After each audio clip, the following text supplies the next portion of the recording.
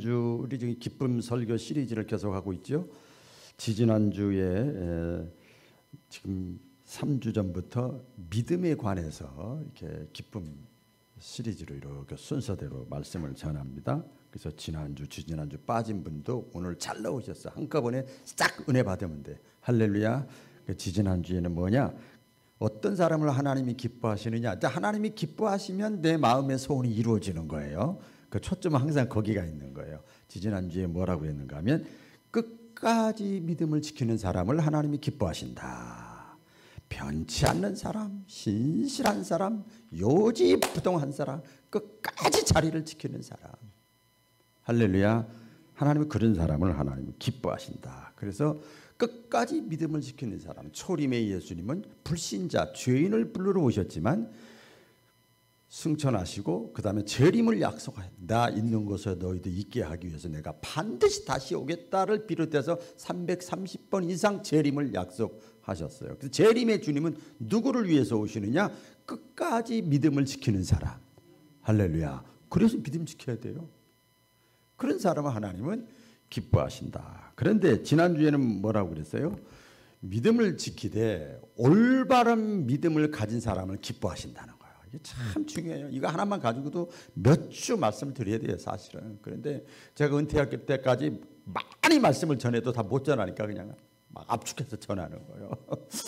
올바른 믿음을 가진 사람을 하나님이 기뻐하셔요. 왜? 교회 다니고 신앙생활하고 목사도 있고 그 중에는 뭐 지금 뭐 다 오픈돼 있으니까요.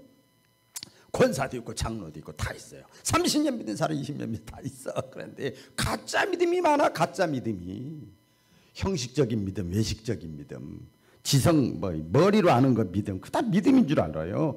그걸 외식이라고 그러고 거짓이라고 그러고 잘못되고 그런 믿음을 가지고 있는 사람들이 많아요. 그래서 올바른 믿음을 끝까지 지켜야 돼요. 할렐루야. 올바른 믿음 지키시기를 주의 이름으로 축원합니다. 올바른 믿음은 딱 두 가지라고 그랬죠. 마음으로 믿는 내적 믿음. 이건 구원받는 믿음이요. 구원받는. 일단 호적 신고를 해야지 하나님 앞에. 호적 신고해야지요. 그래서 마음으로 믿는 거예요. 마음으로 믿어. 말씀을 들으면서 믿음이 생겨서 예수님이 나의 죄를 위해 죽으셨구나. 내가 믿습니다. 내 죄 문제 내가 해결하지 못하는데 이게 마음으로 믿으면 구원의 믿음이에요. 그 다음에 또 믿음이 뭐예요? 외적 믿음이라고 그랬어요. 행동하는 믿음이에요. 이건 마음으로만 되는 게 아니에요. 이것은 행동하는 믿음, 또 동적인 믿음이라고 그랬어요. 이건 뭐하고 연관시키느냐? 구원하고는 상관없어. 구원을 이미 믿음으로 받는 거예요. 그 다음에 뭐냐? 이것은 축복하고 연관되어 있는 거예요. 우리가 제일 좋아하는 축복. 이거하고 연관된 것이 행동하는 믿음, 외적인 믿음, 동적인 믿음, 깨닫기를 축원합니다. 그래요. 그런 믿음이 올바른 믿음이에요. 정확하게 우리가 아셔야 되죠. 자, 그래서 끝까지 믿음을 지켜야 기뻐하시고 올바른 믿음을 가지고 있어야 기뻐하시는데 오늘은 자 올바른 믿음이 이제 우리가 들었으니까 지난주에 이 올바른 믿음을 가졌으면 내가 이제 알았으면 이해했으면 또 느꼈으면 그 다음에 어떻게 해야 돼요? 내 신앙의 단계가 올라가야 하나님이 기뻐하십니다. 할렐루야. 신앙의 단계가 올라가야 기뻐하셔요.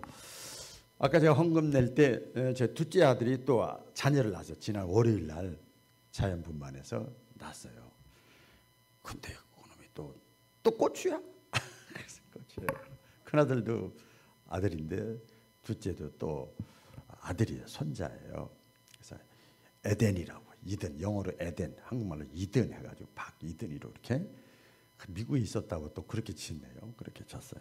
근데 이제 요새는 보니까 이제 못 가지요. 이제 못 가는데 그 조리원에 지금 들어가 있는데 화상 카메라로 딱 찍어 있어요. 소리는 안 나고 그대로 그냥. 근데 집에서도 다 볼 수 있었다. 가입만 하면 이렇게 4명만 허락된대. 엄마, 아버지 양쪽 4개. 그 수시로 볼 수 있는, 지금도 볼 수 있어요. 계속 그 아기가 누워있는 다 볼 수 있어요. 그런데 그냥 태열이라 그러면 핏줄기 난지 40분 만에 올렸는데 우는 소리도 올려주고 막 그래요. 근데 그 다음부터는 못 보잖아요. 근데 보니까 아니야. 눈 감고 이렇게 하고 있는데 이틀인가 3일 지났는데요. 한쪽 눈이 뜨이는 거야. 그래서 그거 보면서 얼마나 좋은지 세상에. 최인숙 권사님 실감 안 나죠? 실감 안 나. 천마디라도 실감 안 나. 경험한 자 위에는 몰라. 아니 눈을 이렇게 떴는데 눈 떴다 한쪽 눈 떴다 그리고 4일째 되면 두 눈을 떴어요. 이야, 두 눈 떴네. 두 눈 떴어. 난리가 나서 진짜 웃겨 바보가 돼야 돼. 신앙생활은 여러분 그렇지 않아요. 이현미 권사님이 은혜를 엄청 받고 있어 지금. 떴어. 그래서 좀 단계가 올라가야 기쁜 거예요. 그 말씀 드리려고 그러는 거예요. 단계가 올라가야 좀 성장을 해야 기쁜 거죠. 그 요새 트로트가 열풍이잖아요. 우리 한국에. 트로트 내용 가운데 뭐가 있는가 하면 제가 몇 번 우스갯소리로 제 사모한테 몇 번 얘기를 했는데 여러분 나이 먹는 거 슬퍼요. 젊은 사람들은 빨리 나이 먹었으면 좋겠지. 그러나 나이 든 사람들 나이 먹는 게 별로 안 좋죠. 근데 그 노래에 뭐가 있는가 하면 나이 먹는 거 진짜 슬픈 사람이 있어. 혹시 알아요? 나이 먹는 걸 진짜 슬퍼하는 사람이 있어요. 저예요, 저. 그때 가사 내용이 뭐냐면 그냥 가사 내용이에요. 그러니까 이해하세요, 여러분. 얼굴이 잘생긴 사람은 나이를 먹는 게 슬프겠지. 옆에서 치 그랬어 지금. 가사 내용이 그렇다는 거예요. 여러분 솔직히 다 거울 보죠? 다 제 잘난 맛에 살걸요? 나이가 들었든 젊었든 뭐 키가 뭐지 얼굴 뭐 거울 보면서 다 됐어. 이 정도면 됐어. 그러고 나오잖아 다. 공주병 왕자병 안 걸린 사람 어디 있어? 저도 그렇다 이 말이에요. 그런데 그 얘기를 하려고 한 건 아니고요. 이 보면요. 나이를 먹는 건 또 그 가사 내용이 보면 늙어가는 것이 아니라 익어가는 겁니다. 이런 말이 있어요. 그게 마음에 와닿더라고요. 나이를 먹는 건 늙어가는 것이 아니라 익어가는 겁니다. 익어간다는 게 뭐예요? 발전한다는 거예요. 한 단계 한 단계 발전하고 성숙된다는 거예요.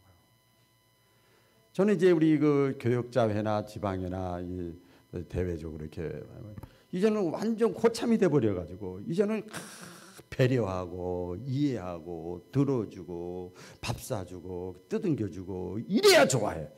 틀린 게 너무 많은데 그 지적을 못 하겠더라고. 지적하면 그냥 막 뭐라 그래요.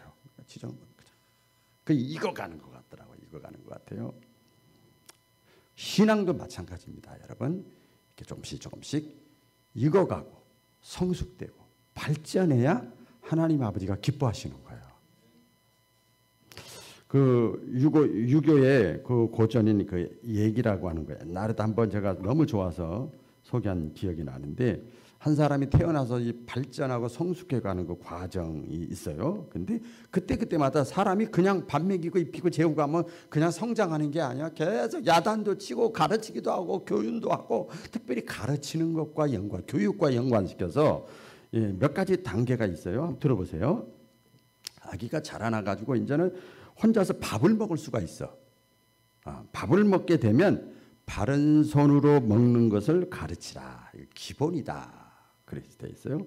그러니까 바른 손으로. 그러니까 모든 것의 출발은 자기 스스로 누가 먹여주지 않고 혼자 밥 먹는 것에서부터 사람의 모습이 되는 거예요. 기본이에요. 그 다음에 아이가 6살이 되면 숫자를 가르쳐라. 숫자. 1, 2, 3, 4, 하나, 둘 숫자를 가르치고 동서남북을 가르치고 이치를 가르치라. 그러니까 자연의 이치예요. 이게 상식, 모든 원리다, 분위기 이런 걸 봐야 된다는 거죠. 참 좋아요. 아이가 또 자라서 7살이 되거든. 우리가 잘 들었죠. 남자 여자가 같이 앉지 않고 같은 자리에서 같이 먹지 않는다는 것을 가르쳐라. 남녀 칠세 부동석이잖아요. 이게 뭐예요? 이웃과의 관계 정리를 잘하는 이치를 가르쳐주라. 이게 발전하는 거죠. 그렇죠? 그래서 아이가 20살이 되거든. 관례를 행하여 예법을 가르치라. 이제 자기 혼자만이 아니라 밖으로 튀어나가잖아. 이제 그렇죠? 나가잖아요. 그러니까 그때 책임과 의미와 권리를 가르치라. 그게 어른이다 이 말이야. 어른이다 이 말이야. 그러니까 한 사람이 성장해서 또 30살이 되면 장가를 보내고 40살이 되면 벼슬을 하게 하고 어떤 자리를 갖게 하고 그래서 나라의 정치가 도리에 맞으면 복종하게 하고 옳지 않거나 감당을 못하면 벼슬도 아무리 좋아도 과감하게 버리는 것을 가르치라. 조선시대에 한 사람이 태어나서 공인으로서 딱 우뚝 서기 위해서 가르칠 법도예요. 이게 이런 그 내용들이 있습니다. 우리 신앙생활도 여러분 마찬가지입니다. 어떻게 해야 하나님이 기뻐하시는 모습으로 이렇게 믿음의 사람으로 성장해 갈 수 있는가? 참 이 고민을 많이 해요.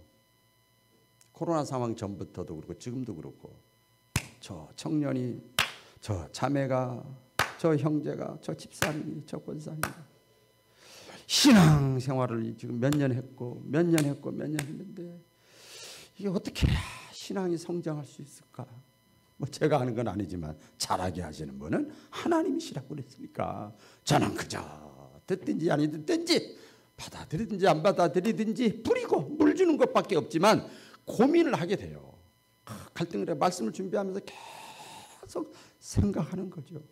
코로나 상황에서 오늘은 어떤 분이 나오실까? 이런 생각하면서 한 사람의 신앙이 성숙한 신앙, 익어가는 신앙, 온전한 신앙이 되기 위해서는 우리 성경적입니다. 이건 신학적인 것보다 5단계, 좀 구분해서 보면 5단계 과정이 있습니다. 첫째가 단계가 뭐냐면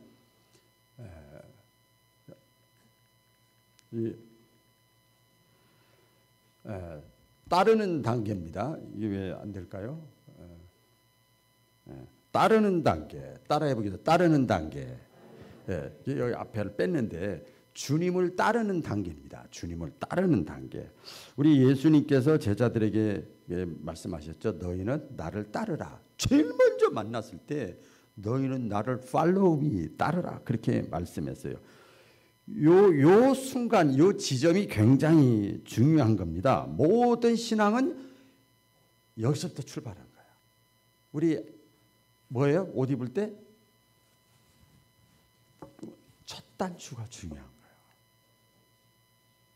신학 공부를 해도 그렇고 신앙생활을 해도 그렇고 어떤 직분을 맡아도 그렇고요. 첫 단추가 굉장히 중요해요.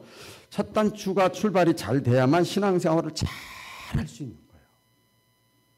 첫 단추가 안 되면 시간이 흘러갈수록 복잡해지는 거예요. 복잡해지는 거 잘 아시죠?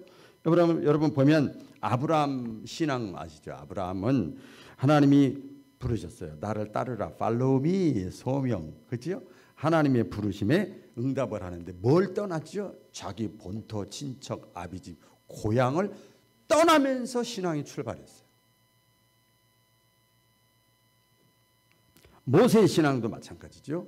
40대 교만했다가 80대까지 있다가 하나님이 광야에서 부르실 때 하나님이 또 나를 따르라, 내 말을 들으라, 일어서라. 하나님의 부르심에 응답하는데 지팡이 하나 들고 출발하는데 뭘 떠나요? 광야를 떠나. 자기가 한 40년 동안 이제 완전히 익었어. 근데 그 자리를 떠나는 거예요. 그 떠났으니까 다시 갈 수도 없어 이제는. 우리 야유회 갈 때 요 익산 여기 군산에 가면 갔다가 다 오지. 아이고 재미없네. 누구랑 기분 상했어. 그러면 싹 올 수 있어. 버스 타고 어디 멀리 가버리면 못 와. 완전히 떠나버리는 거야. 너무나 중요한 거죠. 사도 바울 신앙도 마찬가지죠. 다메섹 도상에서 주님을 만나고 나서 주님이 나를 따르라. 너는 내 제자가 되라. 그랬어요. 주님의 부르심에 따름으로 시작됩니다. 이 사도 바울이 지금까지 어떻게 했어요? 철저하게 자기는 잘 믿는다고 생각했어요. 율법주의, 유대주의, 완전히 유대주의자예요. 우리 오늘날로 말하면 교회 다니면서 자기 나름대로는 잘 믿는다고 생각했어요. 이게 편견이고 고정관념이에요. 근데 그걸 다 딱 떨쳐버리고 사도 바울의 신앙이 시작됐죠. 예수님이 또 제자들을 부르실 때도 마찬가지죠. 사도들이죠. 제자들 부르실 때도 전부 나를 따르라 했을 때 그들이 다 뭘 버려뒀는가 하면 그물을 버려뒀어요. 그물이 뭘까요? 그물이 뭐냐면 자기의 어떤 생업이에요. 직업이에요. 의식주예요. 이거 버리라고요? 이거 하루 일하면 100만 원, 200만 원 나와서 식당을 못 나오더라고요. 진짜 못 나와. 직업 버리라고요? 생업 버리라고요? 의식주 버리라고요? 때론 면에서 가족도 이거 포기하라는 거, 이게 버리라는 건 단절하라는 게 아니야. 이 순위를 두라는 거예요. 깨닫기를 축원합니다. 이걸로 그 문자 그대로 해석하면 안 돼요. 이 순위를 두라. 그래서 따라서 사도로서의 삶을 살게 되잖아요. 이것이 바로 신앙의 출발점이에요. 따르는데 출발점입니다. 주님의 부르심에 우리가 이렇게 포기하고 떠나고 이러는데 주님을 따른다는데 첫 출발이 중요한데 이러려면요 용단이 필요해요. 이거는 20살, 10살, 50살, 70살, 80살 죽기 전에도 누구든지 따를 수 있어요.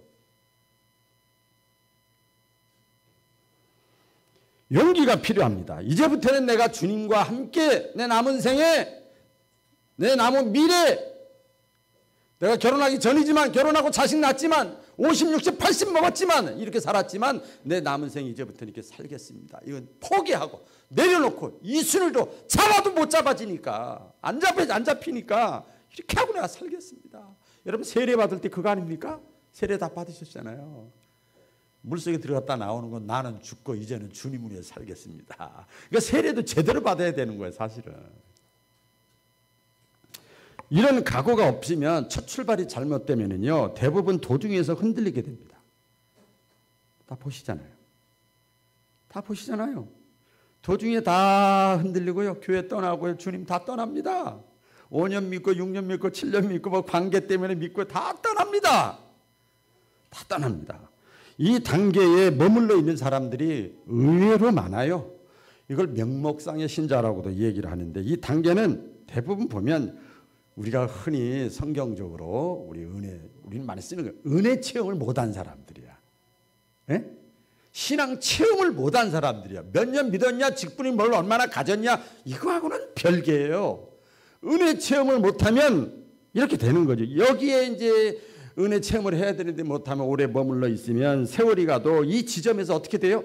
이제 굳어지는 거예요. 딱 굳어져 가지고 제자리라고 그러죠. 제자리. 다람쥐 쳇바퀴 도는 것처럼 형식화되고 화석화되고 늘 오래 믿어도 어린아이 신앙이에요.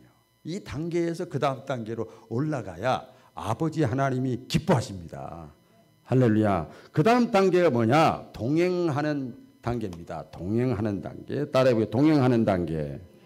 자, 나를 따르라. 주님을 따라 나섰으면 자, 따라가는 거잖아요. 따라가는 거예요.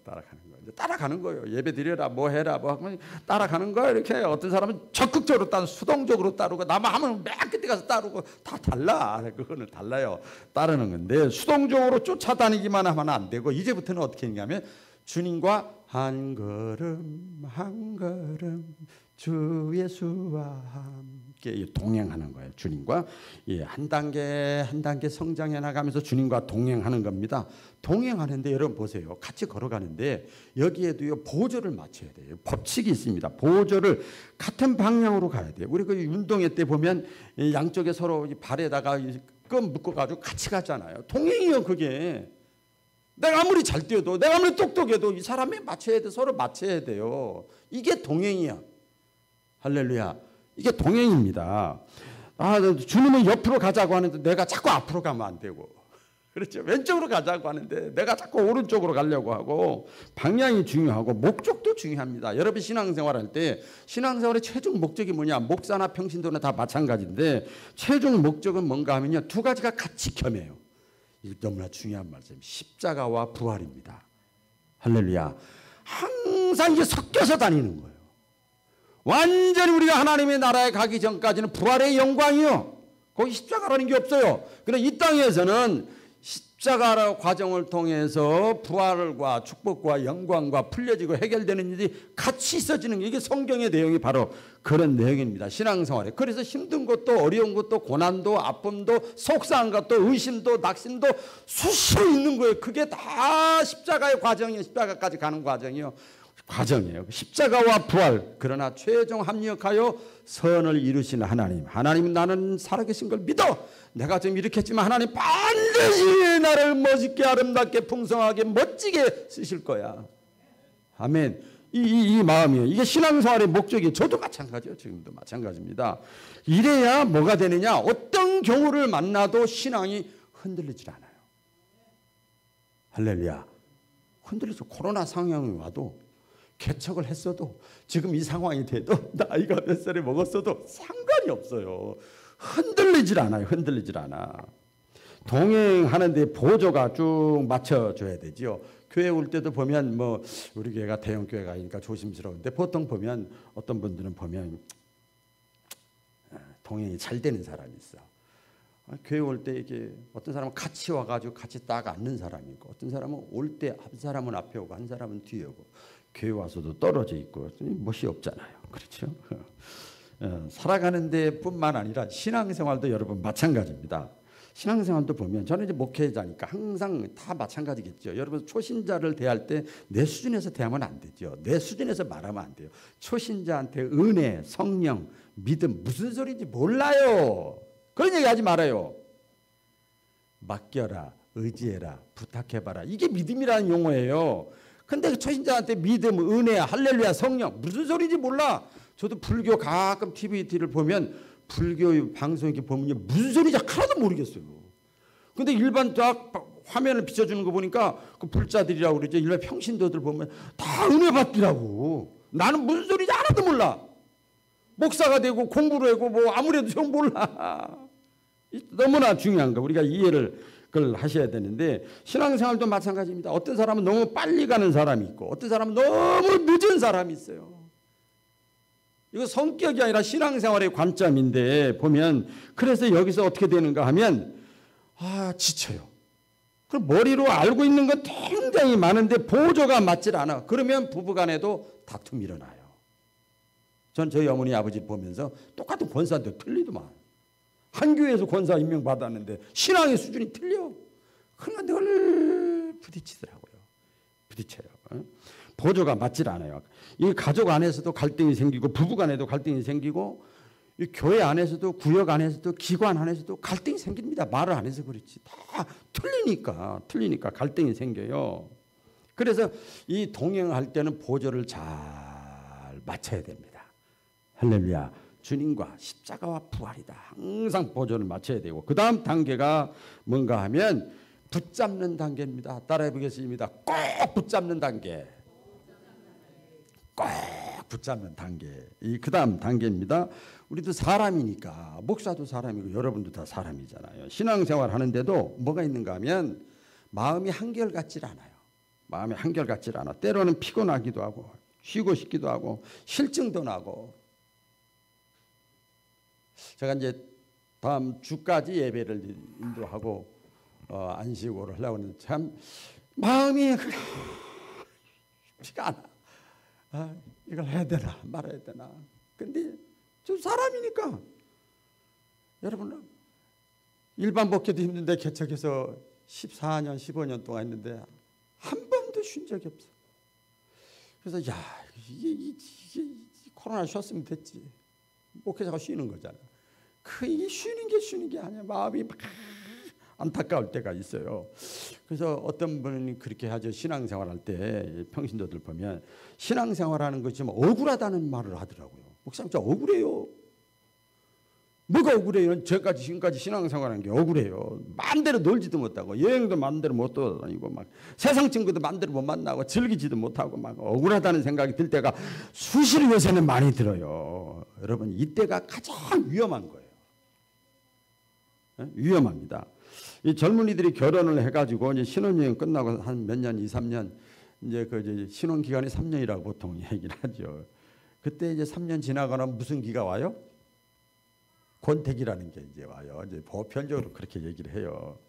이렇게 되면 이제 뭐가 되느냐? 의견이 충돌돼. 이해가 아니라 내 생각대로. 그러면 안 되지. 일로 가야지. 너무 빠르잖아. 너무 늦잖아. 동그랗잖아. 그전에 그 사람이 늦게 가면 침착해서 좋다. 빠르게 가면 적극적이라 좋다. 동그라면 그렇게 볼는 또 안목도 있구나. 이러던 사람이 이 권태기가 되면은요 이제 객관적으로 보게 되는 거예요. 우리 젊은 사람들 잘 들으셔야 돼. 늦게 오는 것도 열심히 일하는구나. 그렇지만 또 권태기가 되면 나는 이제부터 안 몰라라야? 또 이런다고요. 또 이런 것들이 와요. 다투기도 하고 그래요. 그래서 살다 보면 이제 이 남자 그저 그렇구나, 사람 사는 게 다 그렇구나, 뭐 이런 얘기를 하지요. 이때 여러분 방심을 하면 안 됩니다. 이때가 이제 문제가 생기기 시작해요. 이때 허점이 드러나면 큰 위험한 때지요. 이런 얘기를 이제 하잖아요. 요새 TV 방송에 다양한 프로그램이 있어요. 이게 보면 내가 이 남자만 안 만났으면 내가 지금 내 신세가 요 정도 안 됐을 텐데, 내가 이 여자만 안 만났으면 내가 막 이런 얘기를요 막 하더라고요. 거의 오픈돼 있어요. TV 종편이 많아가지고 그런 얘기를 많이 들어봐요. 신앙생활을 잘 하다가도 여러분 이런 때가 와요. 이탈하고 싶어. 거기 끄떡하는 분이 몇 분 계시네.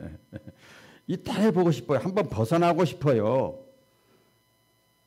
내가 찾고 있었는데 요거는 지금 놓는 거예요. 근데 요때 여러분 잡아야 됩니다. 아멘. 마스크 썼어도 크게 아멘. 이때 잡아야 돼요. 꼭 붙잡아. 이때 한번 이제 잡은 걸 놓치고 이탈되고 그러게 되면은요, 기억하세요. 다시 붙잡는다는 게 힘들어요. 불가능한 건 아니지만 다시 붙잡는다는 거 돌아오기가 쉽지가 않습니다. 이때 놓치고 나서 아직까지도 5년 10년 죽을 때까지 완전히 후퇴한 신자라고 그럴까요? 교회 다녔던 왕년에 다녔던 권사 집사 장로님들이 얼마나 많아요. 많이 보시죠? 한창 꾀가 날 때입니다. 이때가 나태해지고요, 핑계대기 쉽고요. 왜 핑계대는 거? 선수니까 딱 신앙생활 교회생활이 뭔지 다 아니까 딱 알아서 나는 핑계대고요. 그리고 이제 내 인생 찾는 거예요. 손해가 많다고 생각하고요. 막 얽매였던 것은 이제 해방이다. 이 머물렀던 생각들이 이 단계를 여러분 조심해야 됩니다. 그리고 나서 그 다음 단계로 넘어가야 됩니다. 꼭 붙잡은 단계에서 그 다음 단계로 넘어가야 돼요. 그러면 이제 신앙생활이 이제부터는 쉬워지는데, 그 다음 단계가 뭔가 하면 벌써도 떨렸네. 따라해 보겠습니다. 붙잡히는 단계. 자, 아까는 뭐죠? 내가 붙잡는 거야. 내가 붙잡는 거야. 이번에는 붙잡히는 거야. 붙잡혔어 이제. 꼼짝 뭘 해야 되지? 이 붙잡히는 단계입니다. 이 단계에 오르면은요, 신앙의 단계가 어느 정도 경지에 오른 겁니다. 이 단계에 오르면은요, 신앙생활이 재밌다, 여러분. 쉽다. 그리고 기대가 많이 돼요. 환경, 사람 모든 걸 보면서 육신의 눈인데 영적으로 다 보여요. 영안이 있고 지안이 있고 예술이 하는 사람도 다르잖아요. 보는 틀리잖아요. 쉽습니다. 마치 자동차 여러분 달릴 때 1단, 2단 이렇게 있잖아요. 뭐 오토로 돼 있지만은 어느 정도 탄력이 붙으면은요, 밟지 않아도 됩니다, 여러분. 붙지. 그렇죠? 딱 밟고 가만 놔둬도 막 탄력 붙으면은요, 이제는 자동차가 저절로 오토매틱으로 막 굴러가는 것처럼 신앙생활도 마찬가지예요. 깨닫기를 주의 이름으로 축원합니다. 어린 아이가 어머니 손을 잡는 건 한계가 있어요. 한계가 있어요. 그러다가 힘이 빠지면 잡고 있던 손을 놓치게 되잖아요. 그렇죠? 다 놓칩니다. 미아가 되고 넘어지고 막 잃어버리고 그래요. 그러나 내가 안전하려면 어떻게 해야 돼요? 어머니 손에 내가 붙잡혀야 돼요. 할렐루야. 어머니 손에 내가 붙잡혀야 돼요. 그러면 내가 아무리 손님이 약하고 내 의지가 약해도 붙잡혔기 때문에 놓칠 염려가 없는 거예요. 그래서 사도 바울이 뭐라고 그랬습니까? 사도 바울도 사람이라니까요. 신이 아니에요. 막 힘들고 어려웠고 막 그럴 때 기도하고 찬양했지만, 나는 능력이 없고 나는 연약하고 나는 힘이 없고 나는 지혜도 없고 나는 판단력도 없고 나는 내일 일을 몰라. 그런데 내게 능력 주시는 자 안에서, 그게 능력 준다는 게 뭐예요? 주님이 사도 바울을 꽉 잡았단 말이에요. 믿으시면 아멘. 내게 나를 꽉 잡은 자 안에서 내가 모든 것을 할 수 있느니라. 붙잡혀야 되는 거예요. 붙잡혀야 되는 거예요. 이쯤 되면은요, 잘 들으세요. 이제 신앙의 단계가 지금 올라가는 거예요. 동문서다 무슨 소린가 할 수도 있는 분도 있고, 이제 확 와닿는 분도 계실 거예요. 오늘 코로나 상황에서 난잡이에 나오신 분들은 여기서부터 더 은혜가 됐으면 좋겠어요. 이쯤 되면 이제는 내가 아니에요. 내가 아닙니다. 나는 성경 팬들 여러분, 나는 주님의 것이에요. 주님이 내 안에, 내가 주님 안에. 나는 주님의 것이 되는 거예요. 내 속에 분명히 나 박우남이라는 사람이 있는데 내 속에 또 하나의 사람이 있어. 또 하나의 자아가 있어. 이걸 속사람이라고 얘기를 하지요. 그때부터는 주님이 마음대로 나를 갖고 노는 거야. 토기장이가 진흙을 주물럭 하듯이. 나도 사람이니까 인간적인 생각이 많이 드는데 주님이 마음대로 하는 거예요. 그래서 저는 신학했고요. 그래서 저는 목회하기 시작했고요. 그래서 개척한 거예요. 저는 싫었어. 저 외아들 장남이라니까요. 내가 주님과 동행하던 길에서 이탈하고 싶어도 주님이 용납을 안 해. 참. 주님이 용납을 안 해. 어머니가 자식이 아무리 깽깽대고 놓질 않아요. 믿으시면 크게 아멘. 놓질 않아요. 어떻게 놓질 않느냐? 성경을 통해서 제 간증을 체험을 통해서 보면은요. 때로는 꿈을 통해서, 때로는 사건을 통해서, 때로는 말씀을 통해서, 때로는 고난을 통해서. 그래서 우리 신앙의 사람들은요, 이런 단계까지 있는 사람 지나가다가 돌뿌리에 걸려 넘어지기만 해도 아이고 큰일 날 뻔했네야 말 그대로. 작은 거지만 거기서도 하나님의 음성을 듣는 거야. 이런 사람들은. 그것도 감사한 거지요. 어떤 면에서 보면. 그래서 제가 옛날 그 간증을 막 빠져나가고 싶을 때 왜? 목사 한 수 받기 전까지는 난 자유의 몸이다. 괜찮지. 신학 공부에서도 얼마든지 다른 거 할 수 있지. 막 그래가지고 막 집안을 먹여 살려보려고 그냥 인간적인 생각만 막 쳐가지고 했는데 결국은 가려고 막 이쪽으로 저쪽으로 가려고 하면 할수록 점점 막히고 힘들고 어렵고 분하고 안타깝고 배신당하고 이런 거 계속 당하는 거예요. 아파 괴로워 더 힘들어. 근데 저 큰아버지 집에 인천 그 검단에 갔더니 소를 키우는데 말씀드렸죠. 다 보니까 소 곱비가 몇 마리를 키우는데 그 나무에다 해가지고 줄을 저기다 해가지고 가운데 땅땅땅 박아놔. 가려고 하면 자기만 아픈 거야. 붙잡힌 거예요. 할렐루야. 이게 자유가 없는 것 같지만 그 안에서는 얼마든지 풍성하고 자유로운 거예요. 떨어져 나가고 싶어도 내 마음대로 되질 않아. 이 붙잡히는 신앙생활입니다. 이렇게 되면 신앙생활에 이제 그 다음부터 뭐가 생기느냐? 여러분 잘 들어보세요. 신앙생활에 그 다음부터 에너지가 생겨요. 할렐루야. 면역력이 생겨요. 할렐루야. 힘이 생기는 거예요. 능력이 생기는 겁니다. 이것을 믿음의 능력이라고 그래요. 할렐루야. 옆에 사람이 이해를 못하는 거예요. 때로는 가족이라도, 때로는 동역자라도 이해를 못하는 거죠. 그러면 이 정도 되면은요, 환경도 이기고, 우리가 기도할 때 많이 하잖아요. 환경도 이기고, 사람도 이기고, 세상도 이기고, 세상의 풍조도 이기고, 내 자신도 이기고, 때로는 마귀의 역사도 이겨. 다 이길 수 있어요, 여러분. 다 이길 수 있어요. 이 경지에 오르면 다시 또 말씀드립니다만, 신앙생활 재밌어요. 이미 승리가 보장된 신앙생활을 나는 붙잡혀서 하는 거니까요. 너무나 좋아요. 너무나 좋아요. 그런데 나만 좋으면 안 되잖아. 이제 그 다음 단계까지 마지막 단계가 하나 더 있는데요. 그게 뭔가 하면 주님 안에 거하는 단계예요. 할렐루야. 주님 안에 상주한다고 할까요? 거하는 단계. 오늘 본문의 내용이 그래서 제가 선택을 했는데 보면 다 같이 읽어볼까요? 시작.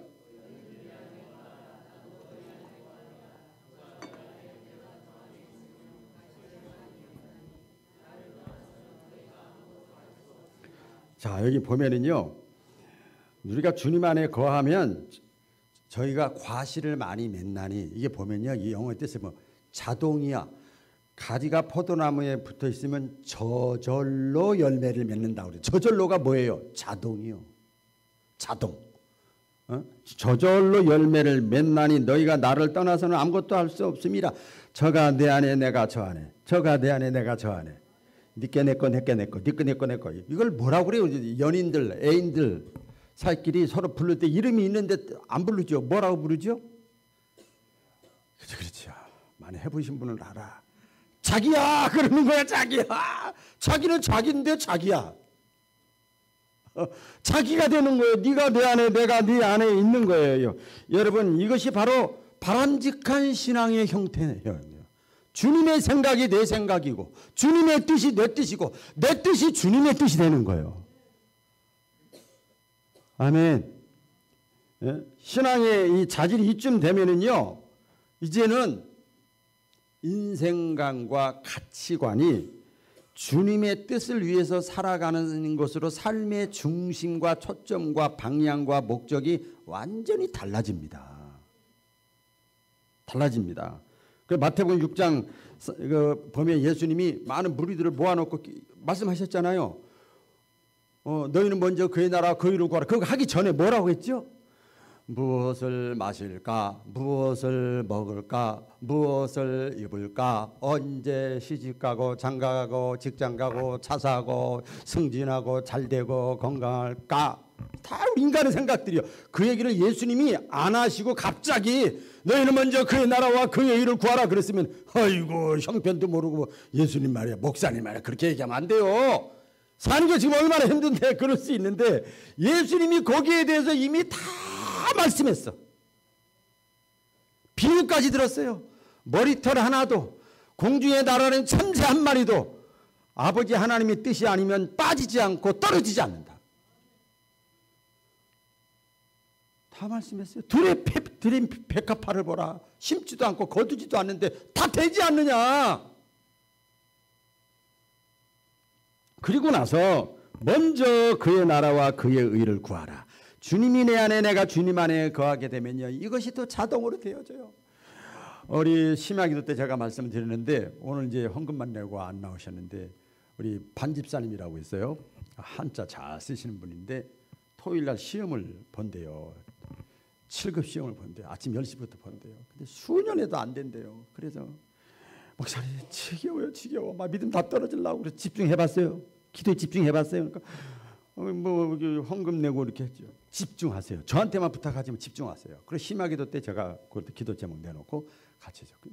그 토요일 날 오늘 주일이잖아요. 어제 토요일 날 10시부터 시험 본대요. 대전에서. 근데 주일 날 평일 날 낮에도 교회 본당 문 엽니까? 당연히 열죠. 아이나 달라 10시에 딱 와가지고 기도하는 거예요. 처음이래요. 처음. 잠자는 분인데 기도하는 거예요. 계속 기도하는 거예요. 나와서 또 제가 심야기도 때 설교 못 나오시니까 제가 또 쭉 설명해드리고 이렇게 했습니다. 먼저 그래서 제가 그랬어요. 합격하게 해주세요. 그 마음은 이미 이 자리에 나온 순간에 그 마음을 하나님이 아셔요. 그러니까 그렇죠. 그렇지. 이 자리에 나왔을 때 이미 알지. 뭐 때문에 나온 거 다 아신다니까. 그러니까 그 얘기는 빼요. 그럼 뭐 어떻게 해요? 그것 때문에 나왔는데. 하나님이 기뻐하시는 딸로 자녀로 꼭 살아가게 해주세요. 그러면 하나님 마음이 아려. 여러분 지금 이거 해주세요 저거 해주세요 그렇게도 하나님이 뭘 더 좋아하시겠지만 아이고 내 마음을 다 알아가지고 이렇게 살든 저렇게 되든 하나님이 기뻐하시는 자녀가 되게 해주세요. 나도 그랬다. 오늘 둘째 아들 애기란 얘기했지만 진짜 몇백 번 떨어졌어요. 몇백 번. 그렇게 기도했어요. 하나님이 기뻐하시는 모습으로 살아가게 해주세요. 그 마음을 생각하면 막 아리지만 그렇게 한 거 간증을 해가면서 제가 했어요. 그렇게 했대요. 먼저 그의 나라와 그의 의를. 사도 바울이 그래서 2단계까지 올라간 사람이에요. 주님 안에 거하는 사람이에요. 주님이 내 안에 내가 주님 안에 거하는 사람. 그래서 여러 가지 말씀하잖아요. 먹든지 마시든지 살든지 죽든지 무엇을 하든지 직장을 다니든지 아기를 보든지 뭐 운동을 하든지 예배를 드리든지 뭘 하든지 다 하나님의 영광을 위하여. 할렐루야. 그렇게 되는 거예요. 다시 말씀드립니다마는 그 소양이라는 가수 난 지금도 기억나. 옛날 우리 고은영 집사님이 계속 지나가는 길에 여기서 한번 간증했는데 그게 머릿속에 다 그렇게 잘 나가고 믿음도 좋고 전 세계적으로 막 하는데 여기서 하는데 하나님 내가 어디 가서 또 봉사할까요? 에? 어디 가서 또 찬양으로 내가 이렇게 할까요? 그랬더니 하나님이 그랬대잖아요. 야 나하고 좀 친하게 연애 좀 하자. 나하고 좀 대화하는 시간을 갖자. 너무 바쁘다 너. 그랬어요. 에? 주 안에 거하는 단계, 상주하는 단계까지 신앙의 목표점을 삼으시기를 주의 이름으로 축원합니다. 이 명절을 이제 이번 주에 두잖아요. 부모가 언제가 가장 기쁘냐? 아까도 말씀드렸습니다만은 내 자녀들이 한 단계, 오늘 5단계 말씀드렸는데 한 단계 한 단계 성장하는 모습, 올라가는 모습을 보면 부모의 마음이 흐뭇하고 기뻐요. 아주 흐뭇하고 기뻐요. 행복해요. 그 단계에 올라가는 거죠. 우리 하나님도 마찬가지요. 내가 신앙의 단계가 한 단계 한 단계 이게 올라가잖아요. 그러면요, 잘 들어보세요. 잘 들어보세요. 그 단계에 맞는 은혜를 주십니다. 할렐루야. 그 단계에 맞는 체험을 하게 하십니다. 그래서 쭉 적어봤는데 그게 신앙이 어린아이 같은 사람 뭘 줄까요? 그 단계에 맞는 은혜를 주는데 주님이 기뻤어. 마음을 흡족했어. 사탕 주지. 사탕도 좋아하니까 어떤 사람한테 그 사람 수준에 맞게 사탕을 주거나 용돈을 주거나 지혜를 주거나 능력을 주거나 담대함을 주거나 확신을 주거나 어떤 진로의 문제 해결되게 하거나 합격을 시키거나 뭐 다 치료해 주거나 뭐 출산하게 하거나 회복되게 하거나 할렐루야. 그 사람의 신앙의 단계에 맞는 대로 우리 하나님은 우리의 마음의 소원이 이루어지게 도와주십니다. 이런 은혜, 이런 체험 많이 하시기를 주의 이름으로 축원합니다. 기도하겠습니다.